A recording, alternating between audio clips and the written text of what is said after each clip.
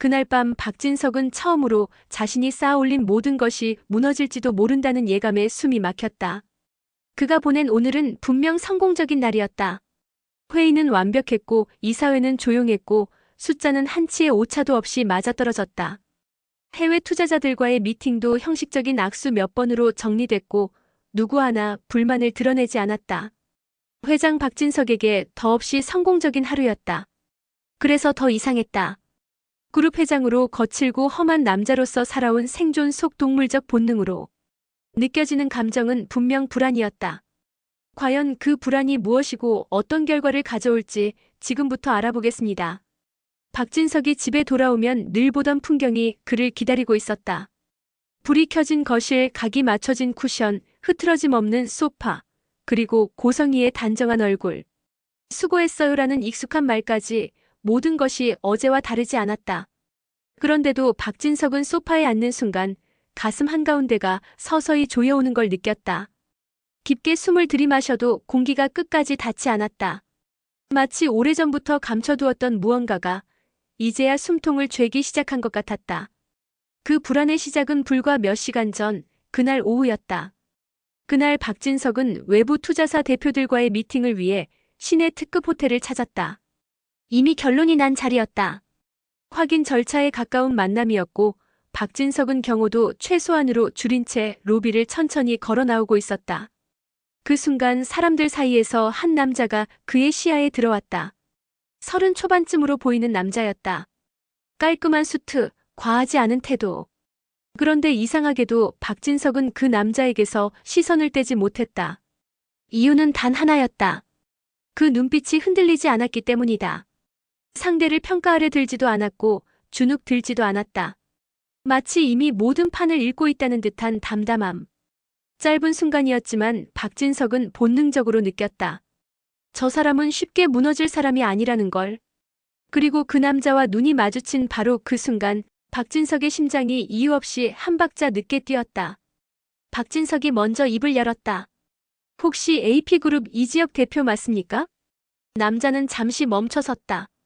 아주 짧은 순간이었지만 박진석은 그 멈춤이 계산된 것이라는 느낌을 받았다. 네, 맞습니다. 정중했지만 과하지 않은 태도였다. 박진석은 자연스럽게 손을 내밀었다. 새 대표가 되셨다고 들었습니다. 축하합니다. 이지혁은 손을 맞잡으며 가볍게 고개를 숙였다. 과분합니다. 그 짧은 악수 속에서 박진석은 알 수 없는 감정을 느꼈다. 절다. 하지만 가볍지 않다. 그리고 이상하게도 이 남자는 자신을 조금도 어려워하지 않았다. AP그룹, 요즘 많이 크던데요. 해야 할 일이 많아서요. 그 말투가 마음에 걸렸다. 기회가 있어서도 아니고 운이 좋아서도 아니었다. 마치 이미 커질 걸 알고 있었다는 사람처럼 말했다. 박진석은 무심한 척 웃으며 지나쳤지만 머릿속에는 그 얼굴이 오래 남았다. 그날 저녁 박진석은 평소보다 일찍 집에 도착했다. 현관문을 열자마자 공기가 달랐다. 너무 조용했다. TV 소리도 식기 부딪히는 소리도 들리지 않았다. 대신 거실 안쪽에서 낮게 떨리는 목소리가 흘러나왔다. 저 숨 막혀요. 영나의 목소리였다. 박진석은 구두를 벗은 채로 한동안 그 자리에 서 있었다. 딸의 목소리는 울음을 꾹 누른 듯 떨리고 있었고 그 떨림이 오히려 더 거칠게 느껴졌다. 먹고 싶은 것도 입고 싶은 것도 하고 싶은 것도 전부 허락받아야 했잖아요. 박진석이 거실로 들어서자 영나는 그를 보며 더 크게 외쳤다. 딱 한 번만이에요. 웹툰 작가 도전해보겠다는 게 그렇게 큰 잘못이에요? 소파 한쪽에 앉아있던 고성희는 아무 말도 하지 않았다. 늘 그랬다. 감정을 드러내지 않는 얼굴, 상황을 중재하는 대신 침묵으로 버티는 태도. 그 침묵이 영나를 더 몰아붙였다. 엄마는 왜 아무 말도 안 해요? 영나의 눈에 눈물이 고였다. 엄마도 아빠 편이잖아요. 항상. 박진석의 얼굴이 굳었다. 또 그 소리냐? 그의 목소리는 차가웠다. 언제까지 철없는 소리 할 거야? 그 말이 끝나기도 전에 영나의 감정이 터졌다. 저도 사람이에요. 저도 제 인생 살고 싶다고요. 그 순간 박진석의 손이 움직였다. 탁. 공기가 갈라지는 소리와 함께 영나의 얼굴이 옆으로 돌아갔다. 시간이 멈춘 듯 했다. 영란은 뺨을 감싼 채 아버지를 바라봤다. 믿을 수 없다는 눈이었다. 고성이는 입을 막고 숨을 삼켰다. 그리고 그 장면을 현관 앞에 서 있던 박성재가 보고 있었다. 아버지, 지금 뭐 하시는 겁니까? 박성재는 평소보다 늦게 들어온 참이었다. 그는 상황을 이해하려는 대신 본능적으로 여동생 쪽으로 다가가려 했다. 그러나 박진석이 손을 들어 막았다. 비켜. 낮았지만 단호한 목소리였다. 영나 방으로 가. 고성이를 향한 명령이었다. 고성이는 떨리는 손으로 딸의 팔을 잡았다. 영나는 저항했지만 힘이 없었다. 방문이 닫히고 밖에서 잠기는 소리가 들렸다. 문 너머에서 영나의 울음과 두드림이 이어졌지만 누구도 문을 열지 않았다. 거실에는 박진석과 박성재만 남았다. 정말 이렇게까지 하셔야 합니까? 박성재의 목소리에는 분노보다 실망이 더 짙었다. 박진석은 넥타이를 풀며 소파에 앉았다. 내 딸이다. 내가 알아서 한다. 박성재는 주먹을 꽉 쥐었다. 잠시 침묵하다가 낮게 말했다. 영나보다 어머니 쪽을 더 보셔야 할 것 같습니다. 박진석의 손이 멈췄다. 무슨 말이야? 박성재는 더 말하지 않았다. 직접 알아보세요. 그 말만 남기고 계단을 올라갔다. 며칠 후 박진석의 책상 위에는 얇은 서류 하나가 놓여 있었다. 박성재의 퇴사 의향서 초안. 정식 제출은 아니었다. 그러나 이미 마음을 굳힌 흔적은 충분했다. 그보다 박진석의 시선을 멈추게 한 것은 서류 뒤에 첨부된 일정 캡처였다. 짧은 메모 하나. 이지혁 수빈 마지막 만남. 박진석의 머릿속에 호텔 로비의 얼굴이 떠올랐다. AP그룹 대표 이지혁. 이수빈 누구지? 곧바로 비서실장을 불렀다. 가족관계 전부 확인해. 결과는 빠르게 나왔다. 이수빈은 이상철과 김다정의 딸 그리고 이지혁의 여동생이었다. 그 순간 박진석은 깨달았다. 자신이 무심코 지나쳤다고 생각했던 모든 장면들이 하나의 선으로 이어지고 있다는 것을. 그리고 며칠 뒤 박진석은 결심했다. 이 문제는 더 이상 피할 수 없다고. 그는 이지혁에게 직접 연락했다. 정중한 식사 초대였다. 프라이빗 다이닝룸에서 마주 앉은 두 사람 사이에는 처음부터 묘한 긴장감이 흘렀다. 박진석은 탐색했고 이지혁은 숨기지 않았다. 저와 제 가족은 그 만남을 반대합니다. 이유를 물어도 되겠습니까? 이지혁은 잠시 침묵했다. 그리고 천천히 말했다. 사모님 고성의 이사장님 때문에라도요. 그 한 문장이 박진석의 세계에 균열을 냈다. 그날 밤 박진석은 처음으로 잠든 아내의 얼굴을 오래 바라보았다.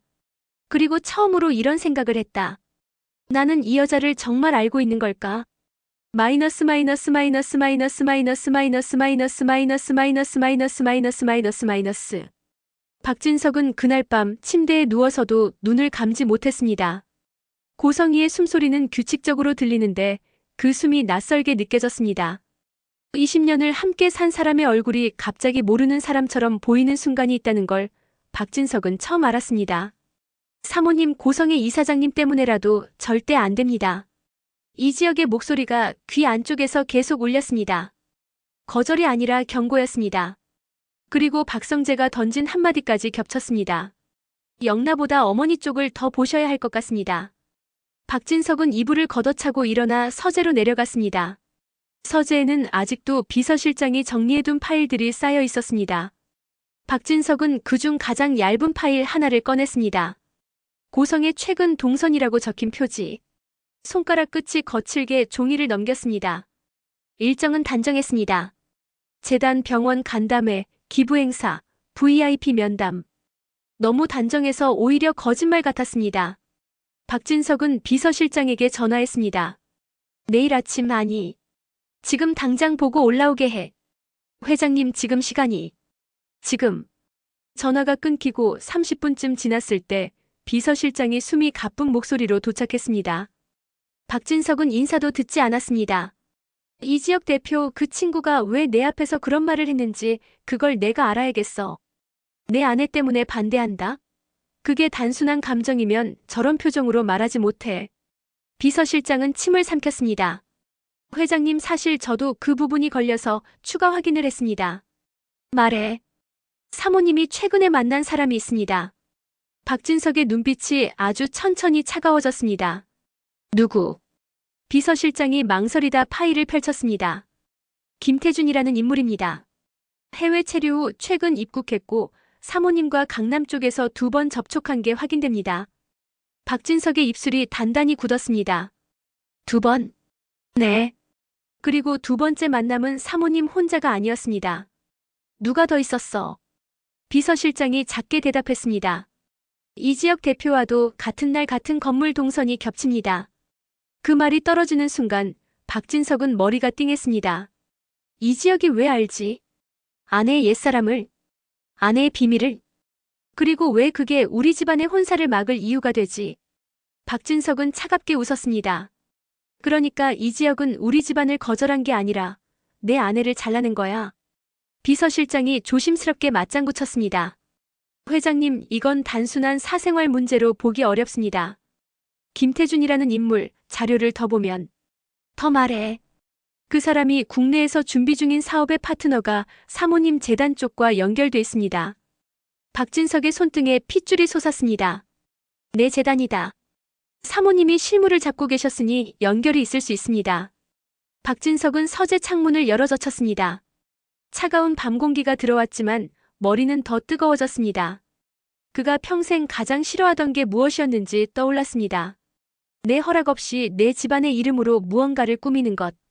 그날 아침 박진석은 평소보다 1시간 일찍 일어났습니다. 고성희는 부엌에서 커피를 내리고 있었습니다. 소매를 가지런히 걷어올린 모습, 헤어스타일까지 완벽했습니다. 박진석은 그 완벽함이 오늘따라 무서웠습니다. 여보, 일찍 일어나셨네요. 고성희가 웃으며 컵을 내밀었습니다. 박진석은 받지 않았습니다. 나랑 얘기 좀 하자. 고성희의 눈동자가 아주 짧게 흔들렸습니다. 무슨 일이에요? 박진석은 의자에 앉지 않고 서서 말했다. 김태준이라는 사람 알아? 고성희의 손에서 커피잔이 살짝 흔들렸습니다. 그러나 곧 표정이 정리됐습니다. 누구예요? 박진석은 단호하게 고개를 저었습니다. 아니, 지금 그 표정 봤어. 너 알아. 고성희는 웃음을 억지로 붙였습니다. 여보, 갑자기 무슨 오해를. 박진석은 한 발 다가갔습니다. 오해가 아니야. 너 최근에 만났어. 2번. 장소도 시간도 다 나왔어. 고성희는 그제야 숨을 길게 내쉬었습니다. 그 사람 대학 동기예요. 동기랑 왜 몰래 만나? 몰래가 아니라 말할 타이밍을 놓쳤어요. 박진석은 조용히 물었습니다. 그럼 이지혁은 왜 그 사람과 같은 날 같은 건물에 있었지? 고성희의 얼굴에서 피가 빠졌습니다. 그 순간 박진석은 확신했습니다. 여기서부터가 진짜다. 고성희는 소파에 천천히 앉았습니다. 2 손을 모았지만 손가락이 떨렸습니다. 여보, 그건 우연이에요. 우연히 내 인생을 이렇게 흔든 적은 없어. 박진석이 낮게 말했다. 설명해. 고성희는 잠시 입술을 깨물었습니다. 그리고 아주 조용히, 그러나 뜻밖으로 솔직한 목소리가 나왔습니다. 김태준은 내가 정말 사랑했던 사람이었어요. 박진석의 눈이 미세하게 좁아졌습니다. 그래서 그 사람 집안이 망했고 우리 집에서 반대했고 결국 끝났어요. 끝났는데 왜 돌아왔어? 고성희는 머뭇거리다가 말했습니다. 사업 때문에요. 사업. 박진석은 그 단어를 씹듯이 되뇌었습니다. 내가 싫어하는 단어다. 고성희는 급히 고개를 저었습니다. 당신을 배신하려고 만난 게 아니에요. 진짜예요. 박진석은 숨을 깊게 들이쉬었다가 아주 차갑게 내뱉었습니다. 그럼 이지혁은 왜 알아? 고성희는 대답을 못했습니다. 침묵이 길어질수록 박진석의 얼굴은 단단해졌습니다. 그날 오후 박진석은 이지혁에게 다시 연락했습니다. 이번엔 식사가 아니라 대답이 필요했습니다. 만남 장소는 박진석의 별장이었습니다. 박진석은 테라스에 앉아 있었고 이지혁은 정시에 도착했습니다. 늦지 않았고 급하지도 않았습니다. 박진석은 인사도 최소로 줄였습니다. 내 아내 얘기 때문에 다시 부른 거예요. 이지혁은 고개를 끄덕였습니다. 예상했습니다. 당신이 나를 거절한 이유가 고성이라 했지. 네. 그럼 지금 여기서 말해. 대체 뭘 알고 있는지. 이지혁은 잠시 말이 없었습니다. 눈을 피하지도 않았습니다. 회장님은 고성의 이사장님이 어떤 방식으로 이 자리까지 왔다고 생각하십니까? 박진석은 미간을 찌푸렸습니다. 내 아내는 재단을 잘 운영했고 일도. 이지혁이 조용히 끊었습니다. 그 운영의 시작이 무엇인지 알고 계십니까? 박진석은 순간 목이 막혔습니다. 이 질문 자체가 모욕처럼 들렸기 때문이 아니라 모른다는 사실을 박진석 스스로도 느꼈기 때문입니다. 이지혁은 아주 차분하게 말을 꺼냈습니다. 저희 아버지 이상철과 어머니 김다정은 고성의 이사장님을 오래전부터 알고 있습니다. 박진석의 얼굴이 굳었습니다. 왜 그 얘기가 지금 나와? 저희 집안에서 고성이라는 이름은 단순한 이름이 아니었습니다. 이지혁은 숨을 한번 고르고 계속했습니다. 회장님, 고성의 이사장님은 과거에 중요한 사람을 버리고 자신의 생존을 택한 적이 있습니다. 박진석이 비웃듯 말했다. 사람은 다 선택을 한다. 그게 죄냐? 이지혁은 고개를 아주 천천히 저었습니다. 그 선택이 타인의 인생을 의도적으로 부러뜨렸다면 죄가 됩니다. 박진석의 눈빛이 날카로워졌습니다. 돌려 말하지 말고 말해. 이지혁은 드디어 핵심을 뽑았습니다. 김태준이라는 사람, 회장님이 생각하는 옛 연인 수준이 아닙니다. 그럼 뭐야? 고성의 이사장님이 지금의 삶을 만들기 위해 가장 처음으로 이용한 사람이 김태준입니다. 박진석은 이를 악물었습니다. 이용? 이지혁은 표정이 변하지 않았습니다. 당시 김태준 씨 집안이 무너졌을 때 고성의 이사장님은 그 사람이 가진 마지막 자산 마지막 인맥, 마지막 가능성까지 끌어다 썼습니다. 그리고 필요 없어진 순간 깨끗이 잘랐습니다. 박진석은 반문했습니다. 그게 내 집안하고 무슨 상관이야? 이지혁은 한 박자 쉬고 박진석의 눈을 정면으로 봤습니다. 그 사람이 지금 돌아왔습니다. 그리고 그는 고성이라는 이름을 그냥 두지 않을 겁니다. 박진석의 목구멍이 뻣뻣해졌습니다. 복수. 복수라는 단어로는 약합니다. 이지혁은 단호했습니다. 그 사람은 돈을 원하고 명예를 원하고 무엇보다 회장님이 가진 것을 원합니다. 박진석은 손끝으로 테이블을 두드렸습니다. 그래서 내 아들과 당신 여동생을 갈라놨다고? 이지혁은 고개를 끄덕였습니다. 저희는 수빈을 지키는 겁니다. 그리고 더 크게는 저희 가족을 지키는 겁니다. 회장님 집안과 엮이면 결국 김태준이라는 사람이 그 틈으로 들어옵니다. 박진석이 낮게 웃었습니다. 내 집안을 내가 지킨다. 이지혁은 그 웃음에 휘둘리지 않았습니다. 회장님 지키실 수 있습니다. 다만 지금 방식으로는 못 지킵니다. 무슨 뜻이야? 이지혁은 마지막을 던졌습니다.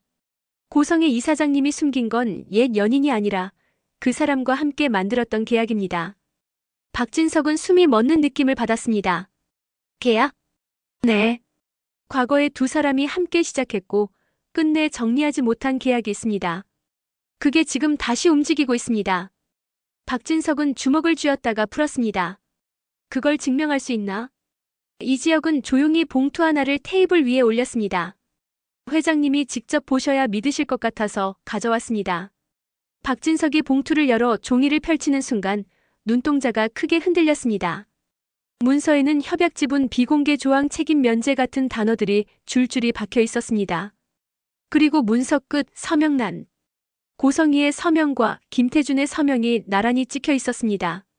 박진석의 목소리가 갈라졌습니다. 이게 뭐야? 이지혁은 마지막으로 못을 박았습니다. 회장님, 이 문서의 핵심은 이것입니다. 김태준 씨가 고성희를 통해 회장님 재단과 연결되는 순간 그는 합법적으로 회장님 이름을 이용할 수 있습니다. 그리고 그걸 막으려면 박진석이 이를 갈며 말했다. 고성희를 끊어내야 한다. 이지혁은 고개를 끄덕였습니다. 혹은 고성의 이사장님이 먼저 모든 걸 정리하고 공개해야 합니다. 숨길수록 김태준은 더 세게 파고듭니다. 그날 밤 박진석은 집으로 돌아오자마자 고성희를 불렀습니다.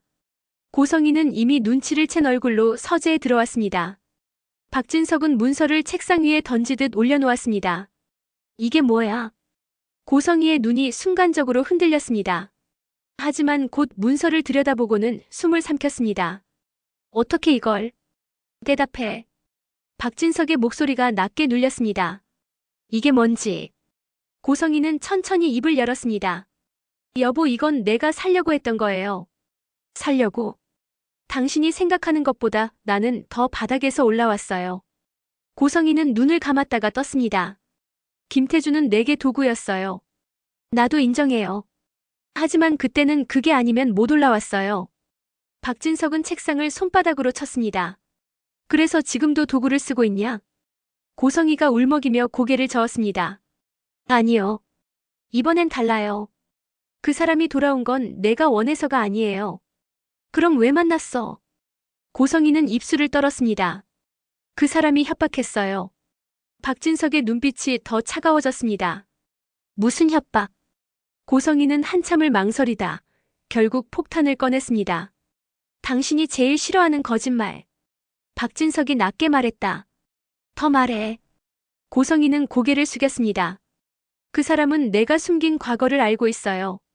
내가 버린 아이가 있다는 것도, 내가 사람을 이용해서 여기까지 올라왔다는 것도. 박진석의 목구멍이 마른 듯 굳었습니다. 하지만 그는 흔들리지 않으려 애쓰며 물었습니다. 그래서? 고성이의 목소리가 더 작아졌습니다. 그게 밖으로 나가면 당신도 같이 무너져요. 박진석은 그 말을 듣는 순간 피식 웃었습니다. 나를 걱정해서 숨긴 거냐? 고성이는 고개를 들지 못했습니다. 박진석은 아주 낮고 단단한 목소리로 말했다. 아니지. 너를 지키려고 숨긴 거지. 그때 문이 벌컥 열렸습니다. 박성재가 서재 문 앞에 서 있었습니다. 얼굴이 하얗게 질려 있었습니다. 아버지, 어머니. 박성재는 숨을 고르고 고성이를 똑바로 바라봤습니다. 그 협박, 그것 때문이죠. 고성이가 흠칫했습니다. 박성재는 말을 이었습니다. 김태준이 들고 있는 과거가 뭔지 저도 조금 들었습니다. 박진석이 성재를 노려봤습니다. 너는 어떻게 알아? 박성재는 주먹을 꽉 쥐었다가 결국 고백했습니다. 수빈이 오빠, 이지혁 대표가 저한테 경고했어요. 우리 집안이 지금 정상적으로 굴러가는 게 아니라고. 박진석의 눈빛이 흔들렸습니다. 그래서 내가 퇴사 얘기를 썼냐? 박성재는 고개를 끄덕였습니다. 저는 아버지 밑에서 배우고 싶었어요. 그런데 요즘은 아버지 밑에서 배우는 게 아니라 어머니 그림자 밑에서 숨쉬는 느낌이었습니다. 박진석은 이를 악물었습니다. 그리고 고성이를 돌아봤습니다. 이제 선택해. 고성이가 떨리는 목소리로 물었습니다. 뭘? 박진석은 차갑게 말했다. 나랑 이 집 아니면 김태준과 그 계약. 고성이는 울음을 삼켰습니다. 둘 다는 안 돼요? 박진석은 단호했습니다. 안 돼. 고성이는 그 밤 혼자 방에 들어가 문을 잠갔습니다. 그리고 아주 오래 거울 앞에서 자신을 바라봤습니다. 처음으로 느꼈습니다. 내가 만든 성벽이 내 목을 조르고 있다는 걸. 다음 날 박진석은 예상치 못한 사람에게 연락을 받았습니다. 발신자 김태준. 회장님 안녕하세요. 목소리는 너무 태연했고 그 태연함이 더 섬뜩했습니다. 고성의 씨랑 얘기 안 되셨나 보네요. 박진석은 숨을 가라앉히며 말했다. 용건만 말해. 김태준이 웃었습니다. 좋습니다. 회장님은 솔직한 분이시니까요. 잠시 뜸을 들인 뒤 김태준은 결정타를 던졌습니다. 고성의 씨가 회장님께 말하지 않은 게 하나 더 있습니다. 박진석의 심장이 쿵 내려앉았습니다. 뭔데? 김태준은 아주 느리게 말했다. 그 계약의 진짜 수혜자는 고성의 씨가 아니라 고성이가 숨겨둔 혈연입니다. 박진석의 머릿속이 하얘졌습니다. 혈연? 김태준은 웃으며 마무리했습니다. 회장님, 남의 인생을 통제하는 건 즐겁죠. 그런데 통제가 깨지는 순간이 옵니다. 그게 지금입니다. 전화가 끊겼습니다. 박진석은 한동안 핸드폰을 쥔 채 움직이지 못했습니다. 숨겨둔 혈연. 그 말은 하나로 이어졌습니다. 그가 이미 알고 있는, 그리고 억지로 잊고 있던 이름들. 지은호, 한우진, 고성이가 버렸다는 아이. 그 아이가 지금 어딘가에서 다시 이 집안을 향해 걸어오고 있다는 뜻. 그날 저녁 박진석은 가족들을 거실로 불렀습니다. 박성재, 박영나 그리고 고성이. 거실 공기가 무겁게 내려앉았습니다. 박진석이 입을 열었습니다. 이제부터 이 집은 숨기는 집이 아니다. 고성이가 눈을 감았습니다. 박성재는 숨을 삼켰고 박영란은 아무것도 모르는 눈으로 둘을 번갈아 봤습니다. 박진석은 고성희를 향해 마지막으로 말했다. 내가 내 입으로 말해. 지금 여기서. 여보. 말해. 박진석의 목소리가 흔들리지 않았습니다. 고성희는 결국 고개를 끄덕였습니다. 그리고 박영란을 바라봤습니다. 영란의 눈이 흔들렸습니다. 엄마가 딸을 보는 눈빛이 처음 보는 눈빛이었기 때문입니다. 미안함과 두려움이 뒤섞인 눈빛. 고성희가 말했다. 영란야, 엄마가 너한테 숨긴 게 있어. 박영란의 목소리가 떨렸습니다. 뭔데요? 고성희는 입술을 떨며 한마디를 꺼냈습니다. 너에게 오빠와 쌍둥이 여동생이 있었어. 순간 거실이 얼어붙었습니다. 박영란은 숨을 들이쉬는 법을 잊은 얼굴이 됐고 박성재는 주먹을 쥐었습니다. 박진석은 천천히 눈을 감았다가 떴습니다. 자기가 무너지는 소리가 아주 조용히 들렸습니다. 그리고 그때 초인종이 울렸습니다. 누구도 움직이지 못하는 사이 박진석이 천천히 현관으로 갔습니다. 문을 열자 낯설지만 낯설지 않은 얼굴이 서 있었습니다. 이지혁이었습니다. 그리고 그의 옆에는 고성희가 평생 없는 사람으로 만들었던 존재가 서 있었습니다. 박진석은 그 얼굴을 보는 순간 자신도 모르게 한 발 뒤로 물러섰습니다. 회장님. 이지혁이 낮게 인사했습니다. 오늘은 회장님이 직접 알아야 할 진실을 데리고 왔습니다. 그 옆에 인물이 조용히 고개를 들었습니다. 그 눈빛이 박진석을 똑바로 찔렀습니다. 처음 뵙겠습니다. 목소리는 담담했지만 담담해서 더 무서웠습니다. 저는 고성의 씨가 버린 딸입니다. 박진석은 그 순간 깨달았습니다. 이 싸움은 과거가 아니라 현재에서 시작된다는 것을. 그리고 이제부터는 아무도 감당하기 쉬운 진실이 나오지 않을 거라는 것을. 마이너스. 이지혁의 말이 끝나자 거실 안의 공기는 완전히 멎어버렸습니다. 초인종 소리가 아직 귀에 남아있는 것 같았고 문을 열어젖힌 박진석의 손끝은 서서히 식어가고 있었습니다. 그 옆에 서 있는 인물 고성희가 평생 지워버리려 했던 존재가 눈을 들고 있었기 때문입니다. 저는 지은호입니다.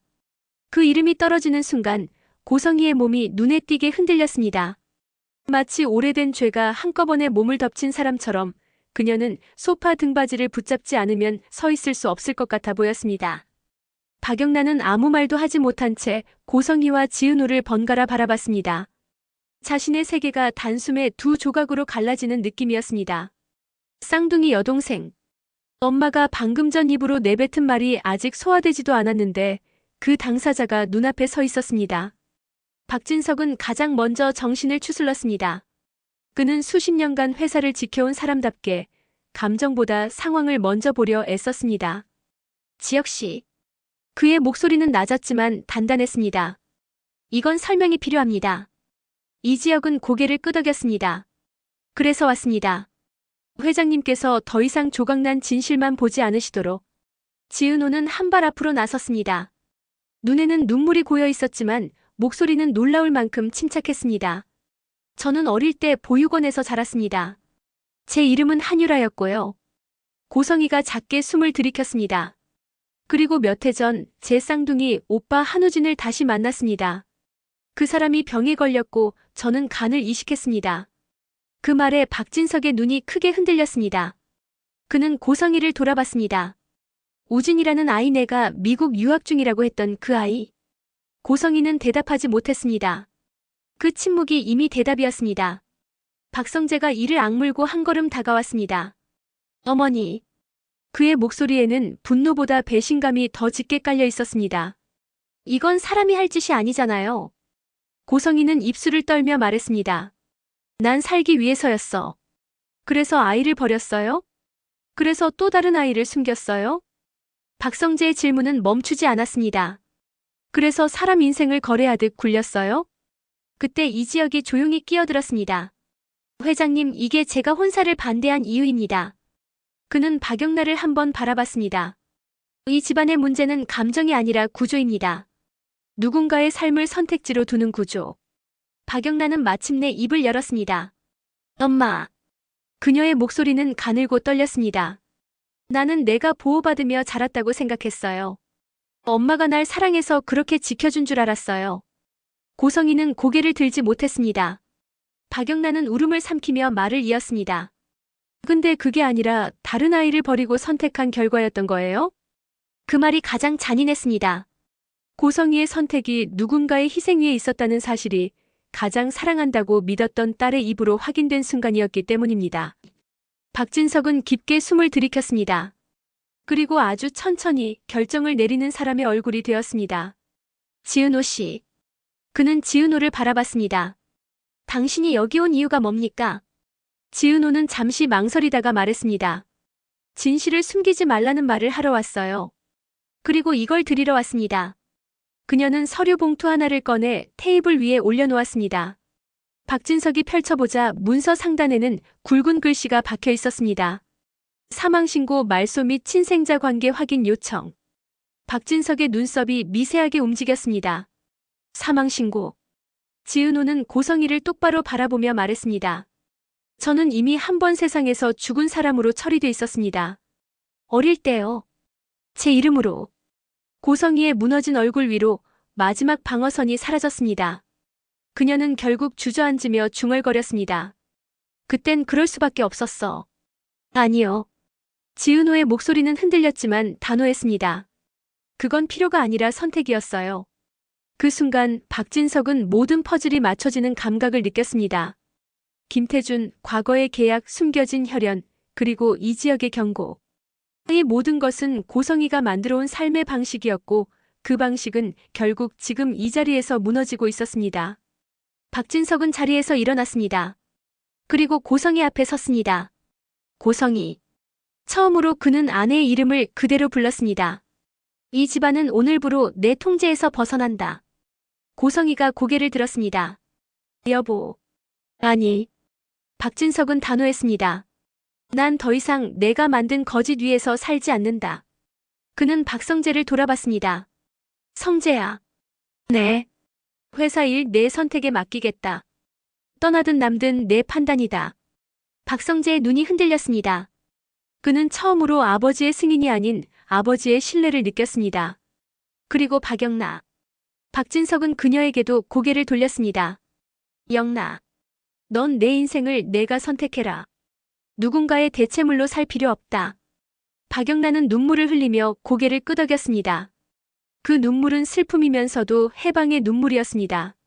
마지막으로 박진석은 이지혁을 바라봤습니다. 당신이 이걸 여기까지 끌고 온 이유가 뭡니까? 이지혁은 잠시 침묵하다가 말했습니다. 저는 같은 선택을 하지 않기 위해서입니다. 무슨 말이지? 어머니 김다정과 아버지 이상철은 사람을 버리고 올라가는 길을 선택하지 않았습니다. 저는 그 선택을 지키고 싶었습니다. 박진석은 고개를 끄덕였습니다. 그제야 이지혁의 모든 행동이 이해됐습니다.